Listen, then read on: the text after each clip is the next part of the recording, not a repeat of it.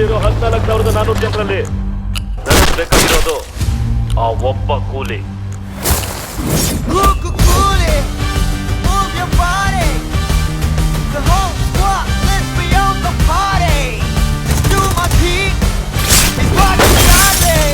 ಈ ದೇವ ಬಗ್ಗೆ ಗೊತ್ತಿದ್ದು ನನ್ನ ಹತ್ರನೇ ಆಟ ಆಡಕ್ ನೋಡ್ತೀಯ?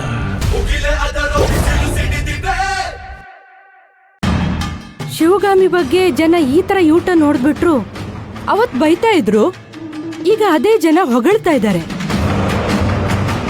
ಅವ್ರ ದುಡ್ಡು ವಾಪಸ್ ಬಂತಲ್ಲಮ್ಮ, ತಗೊಳ್ದೆ ಇನ್ನೇನ್ ಮಾಡ್ತಾರೆ? ಕೊನೆಗೂ ಹಾಳಾಗಿದ್ದ ಹೆಸರನ್ನ ಮತ್ತೆ ಸರಿ ಮಾಡ್ಕೊಂಡ್ಬಿಟ್ಲಲ್ಲೋ.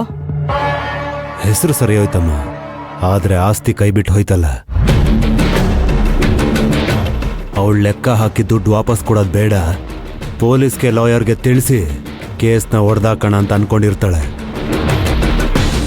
ಆದ್ರೆ ಜನ ರೊಚ್ಚಿಗೆದ್ದಿದ್ದಕ್ಕೆ ಪೊಲೀಸ್ ಅರೆಸ್ಟ್ ಮಾಡ್ತೀನಿ ಅಂತ ಆಕ್ಷನ್ ತಗೊಂಡ್ರು.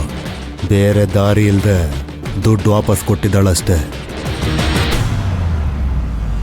ನನಗ್ ಗೊತ್ತಿತ್ತು ಜನ ಗಲಾಟೆ ಮಾಡಿದ್ರು ಮಾಡದೇ ಇದ್ರು ಅವಳ ಆಸ್ತಿನ ಅಡ ಇಟ್ಟು ದುಡ್ಡು ಕೊಟ್ಟೆ ಕೊಡ್ತಾಳೆ ಅಂತ.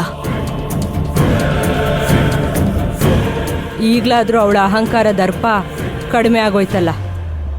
ಶಿವಗಾಮಿ ಬಗ್ಗೆ ಹಾಗೆಲ್ಲ ಲೆಕ್ಕ ಹಾಕ್ಬೇಡಮ್ಮ. ಅವಳ ಅಹಂಕಾರ ಕೊಬ್ಬು ಯಾವತ್ತೂ ಕಮ್ಮಿ ಆಗಲ್ಲ.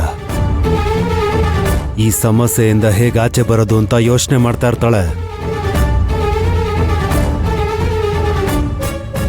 ನಮ್ಮ ಆಸ್ತಿನ ಕಿತ್ಕೊಳ್ಳೋದಕ್ಕೆ ಪ್ರಯತ್ನ ಪಡ್ತಿರ್ತಾಳೆ. ನೆಕ್ಸ್ಟ್ ಅವಳ ಟಾರ್ಗೆಟ್ ಅಭಿರಾಮ್.